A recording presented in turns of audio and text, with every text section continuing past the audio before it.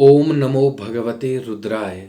विदुर जी ने बताया है कि आखिर दैनिक जीवन में किन गलतियों से घटने लगती है हमारे जीवन में हमारी इनकम और हमारे जीवन में बढ़ने लगता है संकट, घर में बढ़ने लगता है संकट, परेशानी, तनाव।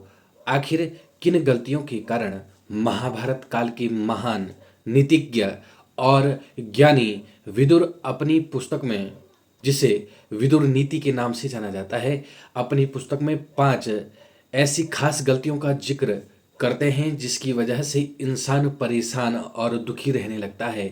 इन गलतियों की वजह से घर की बरकत रुक जाती है, घर में कंगाली भी छा सकती है। क्या आप भी तो नहीं करते हैं ये 5 गलतियां? मुझे लगता है आजकल के जीवन में, इस कलयुग में लगभग सभी लोग ऐसी गलतियां करते हैं। तो गलतियों को जानो, आखिर किन 5 गलतियों को नहीं करना चाहिए जिनसे जो है हमारे इनकम पर प्रभाव पड़ सकता है, हमारे घर पर प्रभाव पड़ सकता है, दैनिक जीवन पर प्रभाव पड़ सकता है। इसके लिए वीडियो के अंत तक अवश्य बने रहें। विदुर नीति, विदुर जी की नीतियां आज भी जो है जीवन में प्रासंगिक मानी जाती हैं, क्योंकि उनकी नीतियां जीवन के विभिन्न पहलुओं पर गहरी समझ और विवेकपूर्ण मार्गदर्शन प्रदान करती हैं। उनकी बातें आज भी लोगों को सही निर्णय लेने में और नैतिकता बनाए रखने और जीवन में संघर्षों का समाधान ढूंढने में अवश्य ही मदद करती है। हमारे जीवन में कभी कभी ऐसी परिस्थितियां उत्पन्न हो जाती हैं जब अचानक घर में आर्थिक परेशानियां बढ़ने लगती हैं, आय घटने लगती है, मानसिक तनाव बढ़ने लगता है, घर का माहौल नकारात्मक हो जाता है, जिससे शांति और सुख का अभाव होने लगता है, हमारे जीवन में निराशा छा जाती है। तो प्राचीन भारत के महान आचार्य विदुर ने अपनी नीतियों में ऐसी कुछ महत्वपूर्ण गलतियों का उल्लेख किया है जिनकी वजह से घर में संकट उत्पन्न होने लगते हैं, आर्थिक स्थिति पर बुरा असर पड़ने लगता है।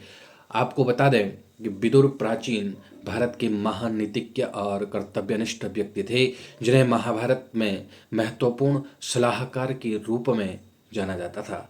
विदुर नीति अपनी नीतियों के लिए, न्याय के लिए, सत्य के प्रति अडिग रहने के लिए प्रसिद्ध माने गए थे। तो 5 गलतियों के बारे में हम बात कर रहे थे। पहली जो गलती है वह है पूजा पाठ और हवन। विदुर नीति के अनुसार घर में हमेशा पूजा पाठ, हवन और ईश्वर के नाम का जप करना चाहिए।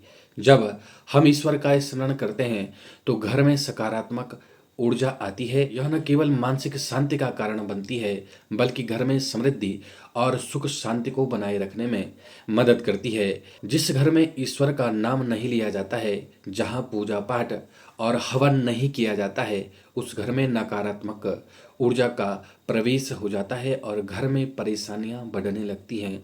तो आप भी, लगभग सभी लोग गलतियां अवश्य करते हैं, घर पर पूजा पाठ नहीं करते हैं, हवन नहीं करते हैं। दूसरी जो गलती है वह है गलत तरीके से कमाया हुआ पैसा।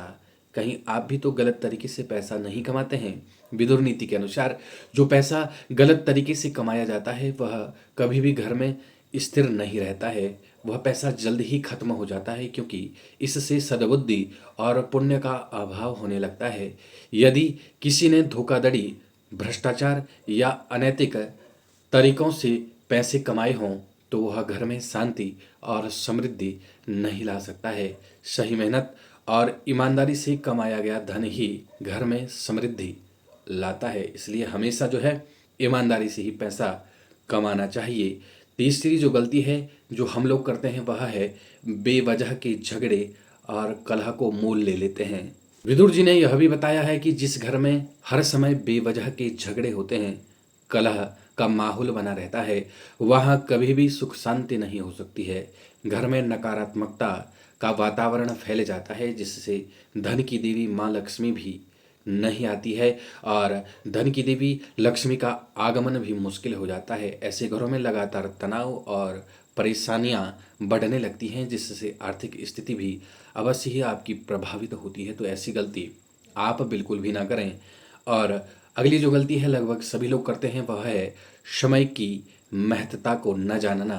विदुर नीति में यह भी बताया गया है कि समय का सही उपयोग, विवेकपूर्ण निर्णय बहुत ही महत्वपूर्ण होता है। अगर हम अपने समय का सही तरीके से उपयोग नहीं करते हैं और किसी भी कार्य को बिना सोचे समझे करते हैं तो इससे नुकसान हो सकता है। घर में बर्बादी और संकट आने के पीछे अक्सर समय की अनदेखी करना और गलत निर्णय लेना हो सकता है। ऐसी गलती आपको बिल्कुल भी नहीं करनी है। सही समय पर हमेशा सही निर्णय आपको लेना चाहिए। अगली जो गलती है जो आप लोग करते हैं वह है परिवार में सामंजस्य नहीं रहता है जिन लोगों का। विदुर नीति के अनुसार घर में सामंजस्य और सहयोग का वातावरण होना बहुत जरूरी है।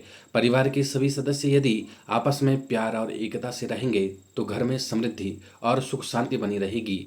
हर सदस्य को अपनी जिम्मेदारी समझनी चाहिए और किसी भी विवाद से बचना चाहिए। विदुर नीति में बताया गया है कि इन 5 पहलुओं को समझकर हम अपने घर और परिवार की स्थिति को बेहतर बना सकते हैं। घर में पूजा पाठ, ईमानदारी से कमाया गया धन और कलह से बचने की आदत अपनाकर हम अपने जीवन में सुख शांति और समृद्धि को बढ़ा सकते हैं।